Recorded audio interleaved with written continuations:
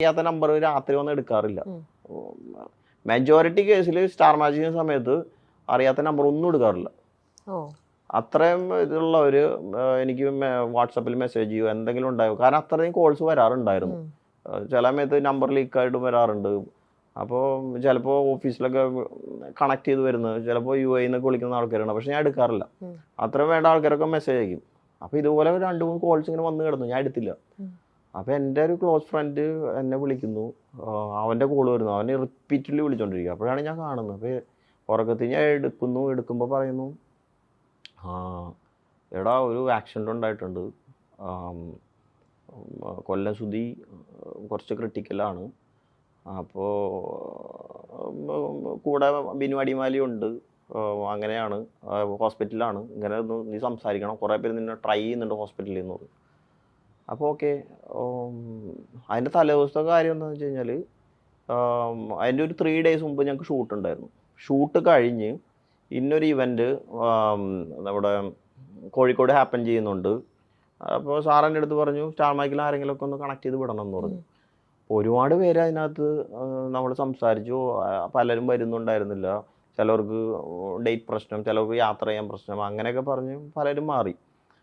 അവസാനമാണ് സുധിച്ചേട്ടൻ അതിനകത്ത് അലൈനാവുന്നത്. ബിനു അടിമാലി ഉണ്ടെന്ന് പറഞ്ഞപ്പോൾ സുധിയും കയറി. അങ്ങനെ വന്ന് അപ്പം എന്നെ പോകുമ്പോൾ എന്നെ വിളിക്കുന്നുണ്ട്.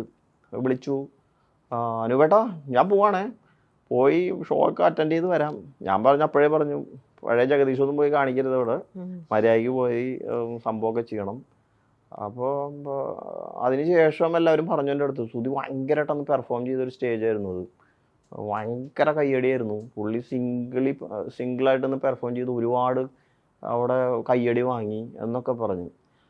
അപ്പോൾ അതെല്ലാം ഇത് കഴിഞ്ഞിട്ടാണ് ഞാൻ അറിയുന്നത്. അപ്പോൾ ഞാൻ പറഞ്ഞു ഓക്കെ.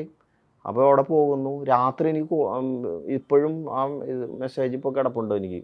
അവിടെ എല്ലാവരും കൂടെ നിന്ന് ഫോട്ടോ എടുത്തിട്ട് എനിക്ക് അയക്കുന്നത്, അവിടെ നിന്ന് യാത്ര ചെയ്യുന്നതിന് മുമ്പ്. അപ്പോൾ അടിമാലിയും ബാക്കിയെല്ലാം കുറച്ച് ആർട്ടിസ്റ്റൊക്കെ ആയിട്ട് എനിക്ക് ഫോട്ടോ ഇട്ടിട്ടുണ്ട്. ആ ഫോട്ടോ ഞാൻ കണ്ട് രാത്രി അതിൻ്റെ എന്തോ പറഞ്ഞു വെച്ചു. അതിന് ശേഷമാണ് ഞാൻ ഈ ഇൻസിഡൻറ്റിനെ പറ്റി അറിയുന്നത്. അപ്പം ഞാൻ ആദ്യം കേട്ടപ്പോൾ കുഴപ്പമില്ല, ഉറക്കത്തിൽ നിന്ന് എണീറ്റ് വരികയാണ്. അപ്പോൾ ഞാൻ പറഞ്ഞു കുഴപ്പമൊന്നും ഉണ്ടാവില്ല, ഓക്കെ ആയിരിക്കും. അപ്പം നമ്മളങ്ങനെ ആശ്വസിക്കാനാണ് ശ്രമിക്കുന്നത്. അപ്പം നമ്മൾ അങ്ങനെ അത്ര ക്രിട്ടിക്കൽ ചിന്തിക്കുന്നില്ല. അപ്പോൾ അവിടെ നിന്ന് തന്നെ വിളിക്കുന്നു, ഹോസ്പിറ്റലിലാണ്, വെന്റിലേറ്ററിലേക്ക് കയറ്റി, എന്തൊക്കെയോ പ്രശ്നങ്ങളുണ്ട്, പുറത്ത് ഞാൻ കണ്ടു സംസാരിച്ചു എന്ന് പറഞ്ഞു. അപ്പോൾ എനിക്ക് കുറച്ച് ആശ്വാസമായി. കണ്ട് സംസാരിച്ച ആളല്ലേ, പിന്നെ അങ്ങനെ കുഴപ്പമൊന്നും ഉണ്ടാവില്ല. അതിന് 10 മിനിറ്റ് കഴിഞ്ഞപ്പോഴും ചേട്ടൻ പോയി എന്നൊക്കെ പറഞ്ഞു. ഞാൻ പെട്ടെന്ന് എനിക്ക് എന്താണെന്നൊന്നും മനസ്സിലായില്ല. പകുതി ഉറക്കത്തിൻ്റെ മൂടും എല്ലാം കൊണ്ടും ഒരു മരവിപ്പായിരുന്നു. ശരി, കുറേ നേരം ഒരു മരവിപ്പായിരുന്നു. അപ്പം ഞാനതിങ്ങനെ ഇരുന്ന് ആലോചിച്ചു, എന്ത് ചെയ്യാൻ, ഒന്നും പിടികിട്ടുന്നില്ല. അപ്പം ഞാൻ പെട്ടെന്ന് ആരെങ്കിലും വിളിക്കണമല്ലോ എന്നൊക്കെ വിചാരിച്ചു. സമയം ഇങ്ങനെ വെളുത്തുകൊണ്ടിരിക്കുന്നേ ഉള്ളൂ, ആരെ വിളിക്കും പെട്ടെന്ന് എന്നൊക്കെ വെച്ചു. അങ്ങനെയാണ് ഞാൻ നമ്മുടെ ഇവിടെ ഏതെങ്കിലും ആർട്ടിസ്റ്റോ നമ്മുടെ കൂടെയുള്ള ആൾക്കാരോ, അപ്പോൾ നമ്മുടെ കൂടെയുള്ള മിക്കവാറും ആൾക്കാർ പലരും കൊച്ചിയിലില്ല, ക്രൂ. അപ്പോൾ ഓഫീസിൽ വിളിക്കാമെന്ന് വെച്ച് കഴിഞ്ഞാൽ സാറിനെ എങ്ങനെ വിളിക്കുന്ന, ഈ വെളുപ്പകാലത്ത് എങ്ങനെ വിളിക്കുന്നൊക്കെ പറഞ്ഞ് അവസാനം ഞാൻ ബിനീഷിനെ വിളിക്കണം. ബിനീഷ് ബാസ്റ്റിൻ ഫോർട്ട് കൊച്ചിയിലുണ്ടായിരുന്നു. ഇവിടെ ഏറ്റവും ക്ലോസ്ലി അടുത്ത് ആക്സസിബിൾ ബിനീഷ്. അപ്പോൾ ഞാൻ ബിനീഷിൻ്റെ അടുത്ത് പറഞ്ഞു, ബിനീഷ് ഇങ്ങനെ സംഭവം ഉണ്ട്, നമുക്കൊന്ന് അവിടം വരെ പോയാലോ എന്ന് പറഞ്ഞു. അപ്പോൾ തന്നെ ഞാൻ ബിനീഷ് വരാമെന്ന് പറഞ്ഞു. അപ്പോൾ തന്നെ ഓഫീസിൽ വിളിക്കുന്നു, 2-3 പേരൊക്കെ ഇട്ട് സംസാരിക്കുന്നു. അപ്പോൾ അവിടുത്തെ ഡ്രൈവേഴ്സൊക്കെ ഉണ്ടായിരുന്നു, ഫ്ലവേഴ്സിൻ്റെ ഡ്രൈവർ ഉണ്ടായിരുന്നു. അപ്പോൾ അവരുടെ കൂടെയുള്ള അറ്റാച്ച് ചെയ്തിട്ടുള്ള വേറെ ഡ്രൈവേഴ്സ് പിന്നാലെ വന്നു, അവരൊക്കെ എൻ്റെ അടുത്ത് സംസാരിക്കുന്നുണ്ട്. അവിടെ എത്തുന്നത് വരെ എനിക്ക് എന്തൊക്കെയോ സംഭവിക്കുന്നു, ഒന്നും മനസ്സിലാവുന്നില്ല. പലരും വിളിക്കുന്നു. അപ്പോൾ എന്നെയാണ് ഏൽപ്പിച്ചിരിക്കുന്നത് സുധിയുടെ വീട്ടിൽ അറിയിക്കാൻ. അപ്പോൾ അപ്പം ഞാൻ വണ്ടിയിലിരിക്കുന്നുണ്ട്. അപ്പം ഞാൻ സാധാരണ എല്ലായിടത്തും സെൽഫ് ഡ്രൈവ് ചെയ്താൽ പോകാറ്, കമ്പനിയിൽ നിന്ന് വണ്ടി എടുത്തില്ല. അപ്പോൾ ബിനീഷ് വന്നതുകൊണ്ട് ബിനീഷിൻ്റെ വണ്ടി ഞാൻ കയറിയിരുന്നു. അപ്പോൾ എനിക്കൊരു കംഫർട്ടബിൾ ഒരാളും വേണം സംസാരിച്ച് പോകാൻ വേണ്ടി, ഷെയർ ചെയ്ത് പോകാൻ വേണ്ടി. അപ്പോൾ ഞാനിങ്ങനെ ഇരിക്കുകയാണ്. അപ്പോൾ എൻ്റെ അടുത്ത് ഹോസ്പിറ്റലിൽ നിന്ന് പറഞ്ഞു, പോയി ഇനൊന്നും ചെയ്യാനില്ല, ചേട്ടൻ ഔദ്യോഗികമായിട്ടും അവരെ അറിയിക്കണം എന്ന് പറഞ്ഞു. അപ്പോൾ ഇത് എങ്ങനെ അറിയിക്കും എന്നുള്ളതാണ് കാര്യം. സുധിച്ചേട്ടൻ എപ്പോഴും ഷൂട്ടിൻ്റെ ഇടയ്ക്ക് തന്നെ കട്ട് ചെയ്ത് കഴിഞ്ഞാൽ അപ്പോൾ പോയി നേരെ വിളിക്കും, ഭാര്യ വിളിച്ചിട്ടുണ്ട്, മകൻ വിളിച്ചിട്ടുണ്ടെന്നൊക്കെ പറയുന്ന ആളാണ്.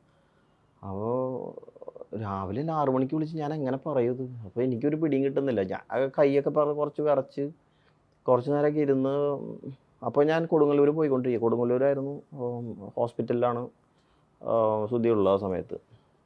ഞാൻ പോകുന്ന സമയത്ത് കോൾ ചെയ്യുന്നു.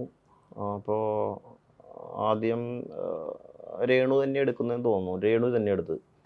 അപ്പോൾ രേണു എടുത്തതിന് ശേഷം ഞാൻ പറഞ്ഞു സുധിക്കൊരു ആക്സിഡൻറ്റ് പറ്റിയിട്ടുണ്ട്, കുഴപ്പമുണ്ടല്ലോ, ഞാൻ ഹോസ്പിറ്റൽ വരെ പോവാണ്, ബാക്കി കാര്യങ്ങൾ അറിയിക്കാം, കുറച്ച് ക്രിട്ടിക്കലാണ് എന്നൊക്കെ പറഞ്ഞു വെച്ചു. അപ്പോൾ അതിനുശേഷം ഒരു പെട്ടെന്ന് അവർ പേടിച്ചു. ഞാൻ പറഞ്ഞു കുഴപ്പമില്ല, ഞാൻ അവിടെ പോയിട്ട് എല്ലാം ടേക്ക് കെയർ ചെയ്തതിന് ശേഷം വിളിക്കാം. പക്ഷേ എനിക്ക് ഒറ്റയടിക്ക് പറയാൻ പറ്റുന്നില്ല. മരിച്ചു പോയെന്നൊക്കെ ഇങ്ങനെ ഇത്രയും വെളുപ്പാങ്കാലത്ത് പറയാൻ പറ്റുക. അപ്പോൾ ഞാൻ വിചാരിച്ചു അവിടെ ആരെങ്കിലും അടുത്ത് ഉള്ള ആൾക്കാരെ അസൈൻ ചെയ്ത് ഡയറക്റ്റ് പോയി പറയാമെന്നൊക്കെ വിചാരിച്ചപ്പോൾ ആരെയും ആക്സസിബിൾ ആയിട്ടില്ല. ആ സമയത്ത് ഐശ്വര്യ ഉണ്ടായിരുന്നു നമ്മുടെ സ്റ്റാർ മാജിക്കിൽ.